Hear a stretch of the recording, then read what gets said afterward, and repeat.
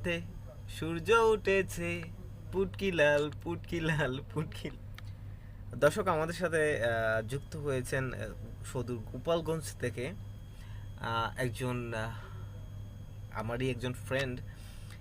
তো কিছুদিন আগে থেকে আমরা শুনে আসছি যে একটা কথা, একটা গান খুব বেশি পপুলার হয়েছে। আসলে জানি না এই গানটা কে রচয়িতাকে সেটা জানি না।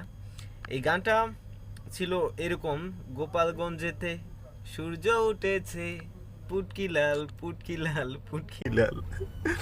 সেম। তো এই গানটার পিছনের আসল কারণ কি সেটা ফাইন্ড আউট করার জন্য আমরা যুক্ত হয়েছি সুদূর গোপালগঞ্জে। আমাদের সাথে আছেন একজন নাম বলা যাবে না এমন একজন মানুষ। তো কেমন আছেন আপনি?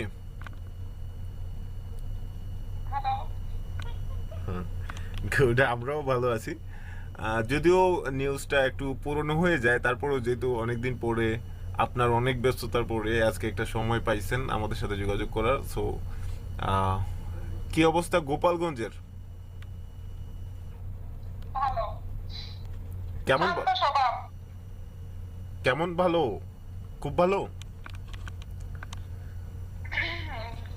গোপালগঞ্জ একবার শান্ত করে দিয়েছে সেনাবাহিনী। আচ্ছা। ও, একেবারে শান্ত সেনাবাহিনী করছে। তারা এর আগে শান্ত ছিল না কেন? তারা চাচ্ছিল যে শেখ হাসিনা যেন চলে আসে তার মানে দেশে। আচ্ছা সেই জনগণ বা গোপালগঞ্জের মানুষ ইয়া চাচ্ছিল যে আমরা চাচ্ছি শেখ হাসিনা সরকারে। তাই নিয়ে অনেক সেনাবাহিনীর জনগণের সাথে হয়েছে, মানে গন্ডগোল সৃষ্টি হয়েছে। তখন সেনাবাহিনীর আটক করছে। সেই আটকের পরিবর্তে মানে একটা মানে টর্চ হয়েছে, সেই টর্চে সেনাবাহিনী জিতটা তারপর ব্যাটিং শুরু করছে। আচ্ছা। এই সেম ঘটনাটা আমরা শুনছি অনেকবার, অনেক পোস্টে আমরা লিখিত আকারেও দেখছি, অনেকে ভিডিও বানাইছে এই বিষয়টা নিয়ে, যে ট্রসে জিতে ব্যাটিং করছে সেনাবাহিনী। তো এই বিষয়টা হচ্ছে, ট্রস কি সত্যি সত্যি হয়েছিল নাকি এটা মানুষ এমনিতেই আনন্দে বলে? না, টস তো হয়েছে। যেমন ধরেন টস মানেটা কি, এখান থেকে ওরা মিছিল করতেছে, তখন ওরা বাধা সৃষ্টি করছে সেনাবাহিনী। তখন সেনাবাহিনী দেয় হাত তোলার পরে, মানে হাত তোলা মানুষটাই হচ্ছে টস। ঠিক আছে, আচ্ছা মানে আচ্ছা তারপর ওরা দিতে গেছে, যে তারপরে ওরা আচ্ছা, এই হচ্ছে মূল ঘটনা। ঘটনা ছিল যে গোপালগঞ্জে যখন আওয়ামী লীগপন্থী লোকেরা মিছিল করতে বের হয়েছিল, তখন সেনাবাহিনী যে বাধা দেয় এবং এই বাধা তারা অমান্য করে সেনাবাহিনীর গায়ে হাত তুলে এবং গাড়ি পুড়ায় ফেলে। আর আমরা নিউজে দেখছি এটা মনে হয় সম্ভবত দুপুরের ঘটনা নাকি? এটা 4টা 4:30টার দিকে 5টার দিকে হবে। হ্যাঁ, সন্ধ্যার দিকে আমরা যে নিউজ পাইছি সেটা মেবি আরটিভিতে একটা আর্টিকেল বের হয়েছিল অনলাইনে। তারা বলছে যে গোপালগঞ্জ 300 কতজন মানুষ যেন সেনাবাহিনী পাঠাইতেছে, 348 না 40 এরকম একটা সংখ্যা, আমার সংখ্যাটা ভুলে গেছি। এরকম সংখ্যায় লোক পাঠাচ্ছে। তারপরে পাবলিকের রিয়াকশন দেখলাম ওইখানে, সবাই বলতেছে খেলা হবে, এখন টের পাবে, এটা সেটা। তো গোপালগঞ্জে তারা যে মিছিল নিয়ে বের হয়েছে, আমরা মিছিলটাও দেখছি, তারা দা লাঠি শুটা সবকিছু নিয়ে বের হয়েছে। এমনি কি মানুষ, সাধারণ মানুষের সাথে কোনো ও, ঝগড়া মারামারি বা সাধারণ মানুষের কোনো ক্ষয়ক্ষতি হয়েছে? না, তেমন ক্ষতি তো হয়নি। আহত হয়েছে, সেনাবাহিনী আহত হয়েছিল। যখন ওই যে প্রথমে যখন সেনাবাহিনীর গায়ে হাত তুলছে, তখন সেনাবাহিনী আহত হয়েছিল কয়েকজন।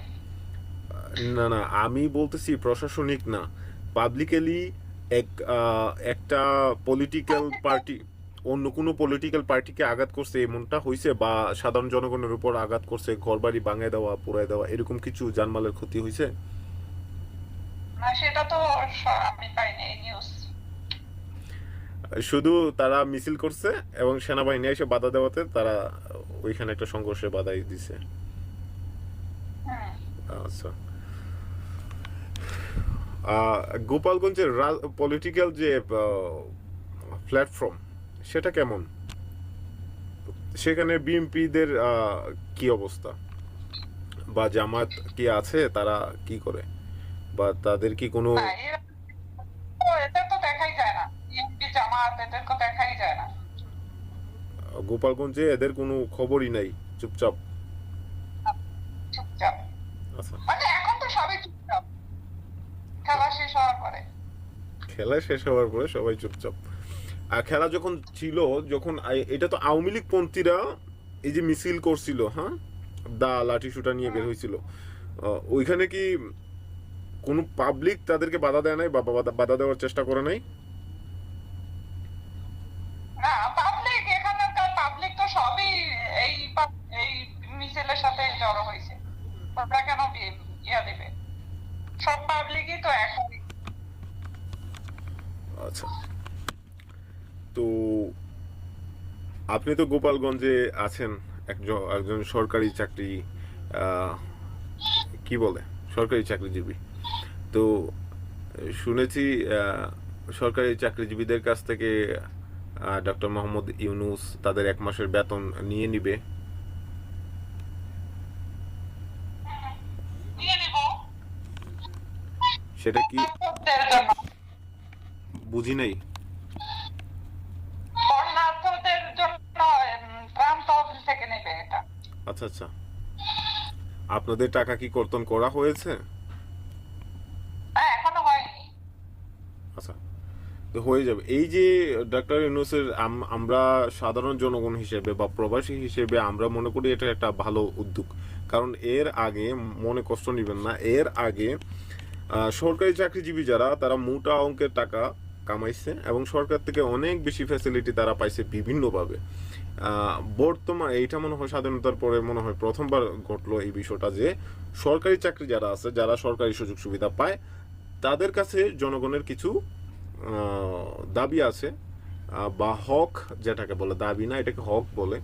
এই হক আদায়ের লক্ষ্যে ডক্টর মোহাম্মদ ইউনূস যে একটা পরিকল্পনা করলেন, যে যারা সরকারি চাকরি করে তাদের 1 মাসের বেতন কাটা হবে, সেটা নিয়ে কি আপনি ক্ষুব্ধ বা মনে কষ্ট পেয়েছেন, বা এমন কিছু, বা কিছু বলার আছে? না না না, এইখানে বলার নেই, বলার কিছু নাই। আর আমি দুঃখ পাই নাই, আমি আরো আনন্দ পাচ্ছি যে জনগণের জন্য কিছু করতে পেরে। তা আপনি কি মনে করেন যে এর আগে যে সরকার ছিল, যে সরকারকে মানুষ স্বৈরাচার হিসেবে আখ্যায়িত করতেছে, প্রাক্তন, এটাকে কি বলে, সাবেক, না, সাবেক প্রধানমন্ত্রী, তো উনি উনি কি এই কাজটা করতে পারতো? উম, দেখি নাই তো করছে, তাহলে না, কিভাবে করার বলবো তো, যে না না, করার তো চান্স ছিল, সে চাইলে করতে পারতো, কিন্তু করে নাই। সেই জায়গা থেকে সে তো দেখেন করেনি। হুম হুম। আমার মনে হচ্ছে কি, গত যে সরকার ছিলেন উনি অনেক বেশি ধোঁকা দিয়েছেন মানুষকে। আহ, যদি এমনটা, ওই যে পদ্মা সেতু আমাদের সেতু, আমাদের টাকায় হইছে, এই বিষয়টা যতবার না ওনার মুখে শুনছি, ঠিক ততবার যদি উনার আহ, উনার আন্ডারে যে সব, মানে সরকারি চাকরি যারা করে, তাদের এরকম 1 মাসের বেতন কেটে দেওয়া হইতো, আহ, এরপরে যদি প্রবাসীদের কাছ থেকে কিছু টাকা নেওয়া হইতো, এর মধ্যে তো আপনার আছে ইনকাম ট্যাক্স, তারপরে হচ্ছে সব কিছু, দ্রব্যমূল্যের ঊর্ধ্বগতি, এগুলো সব কিছু কইরা যদি উনি পারতো, চাইলে, উনি যদি চাইতো, তাইলে নিজের টাকায় পদ্মা সেতু করা কি সম্ভব ছিল আপনার মনে হয়? আমাদের টাকায়, আপনার টাকায়, আমার টাকায়, আমাদের মতো প্রবাসীর টাকায়, বা আরো যারা এলাকার মানুষ আছে, একদম সাধারণ মানুষ, একটা ধরেন একটা পেঁয়াজের মূল্যই আপনার 5 টাকা, সেখানে যদি উনি 5.5 টাকা দিয়ে ওই যে এখানে 50 পয়সা সরকারি তহবিলে নিয়ে যাওয়ার একটা লাইন করে সেই টাকা জমায়া পদ্মা সেতু করার মতো কি চান্স ছিল? চাইলে কি করা যাইতো মনে করেন আপনি? চাইলেই করা যেত, কিন্তু চান্স ছিল। চান্স ছিল, সেটা আপনিও বুঝতেছেন, আমিও বুঝতেছি, দেশের হাজার হাজার কোটি কোটি মানুষও বুঝতেছে। কিন্তু এই শেখ হাসিনা উনি মানুষদের প্রথম বলছে যে আমাদের টাকা পদ্মা সেতু, আমরা দেখিয়ে দেব বিশ্বকে যে আমাদের টাকা পদ্মা সেতু। সেটা উনি মুখে বলছে, কিন্তু বাস্তবে সেটা না করে কি করলো, বা অন্য জায়গা থেকে ঋণ করলো, অন্য একটা দেশের কাছে ঋণ করে দেশকে আপনি কি জানেন আপনি ব্যাংক থেকে কোনো ঋণ না নিয়েও আপনার কাঁধে কত টাকা ঋণ আছে? হ্যাঁ জানি, 1 লাখ টাকা ঋণ আছে। 1,40,000 টাকা ঋণ আছে। হ্যাঁ। বর্তমানে হয়তো বা এর থেকে উপরেও চলে গেছে। এই যে আমরা না খায়া না ছুঁয়া আমরা যে এই যে 1,40,000 টাকার ঋণের ভার এই কাঁধে নিয়ে ঘুরতেছি, সেটা পেছনে এই প্রধানমন্ত্রী শেখ হাসিনার হাত ছিল। আপনি কি এটা স্বীকার করেন? হ্যাঁ। এখন তো স্বীকার করতে ভয় নাই না, এখন স্বাধীন দেশে আছেন, হ্যাঁ বলে বলে দিচ্ছেন। কয়েকদিন আগে যদি আপনার সাথে এই সাক্ষাৎকারটা নিতাম, আমার মনে হয় না আপনি এরকম অকপটে বলতে পারতেন, বলতেন যে এই বিষয়ে আমি কথা বলবো না। এখন তো চাকরি যাওয়ার ভয় নাই না, এই জন্য বলে ফেলছেন। আর ঠিক আছে, আপনি আমাদের সাথে যুক্ত হয়েছেন এবং সত্যি আপনার ভেতরে যে ফিলিংস সেটা শেয়ার করছেন, এবং আপনার 1 মাসের বেতন কাটা এই বিষয়টা নিয়ে আপনি কষ্ট পাচ্ছেন না, সব কিছু মিলে আপনাকে অনেক ধন্যবাদ। আমাদের সাথে যুক্ত হয়েছেন এই জন্য অসংখ্য ধন্যবাদ। ভালো থাকবেন, পরবর্তীতে আবার যোগাযোগ হবে। যাই হোক, গোপালগঞ্জের যে একটা জাতীয় সঙ্গীত ছিল, সেই সঙ্গীতটাকে একটু আমি পারবো না বল। আচ্ছা যাই হোক, এটা ফর এন্টারটেনমেন্ট, এটা আসলে বলতে হবে না। তো আপনারাও কি গাইছেন কখনো? এখন শোনাতে হবে না, মানে আপনারাও কি গাইছেন কখনো এই গানটা? হ্যাঁ গাইছি তো অবশ্যই। আচ্ছা ঠিক আছে। গাবো না কার? যাই হোক, যেহেতু গোপালগঞ্জে চাকরির সুবাদে আছেন, অবশ্যই এই গানটা কোনো একবার গাইতে হইব, যেহেতু তাদের এলাকা। আচ্ছা ওকে, ভালো থাকবেন, আল্লাহ হাফেজ। যোগাযোগ হবে অন্য কোনো একটা সময়, অন্য কোনো খবর নিয়ে। আসসালামু আলাইকুম।